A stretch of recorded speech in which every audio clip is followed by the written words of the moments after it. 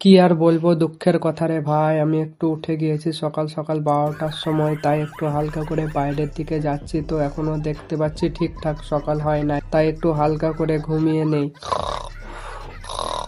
তা করতে করতে মায়ের ডাকায় তো সকাল সকাল উঠলে আমাদের বাড়িতে কিছু হয় না, তাই একটু হালকা পাতলা খোঁজাখুঁজি করার পর এই মালটা কি দেখি খেয়ে, wow this is a very খাবার, কিন্তু আমি খাবো না। 12 বছরের সস খাবো। তোমরা ভাবছো ফ্রিজে কেন? ফ্রিজে ভরে তো 12 বছর হয়েছে। দাঁড়াও, আরো 5 বছর হবে। এটা আমার ছেলে পিলেরা খাবে, এটাকে ভরে দেয়। দাঁড়াও আবার ওটাকে রেখে দিয়ে একটু বাইরের দিকে দেখছি। বাও দিস ইজ এ অনেকগুলো ঘোড়ার ডিম।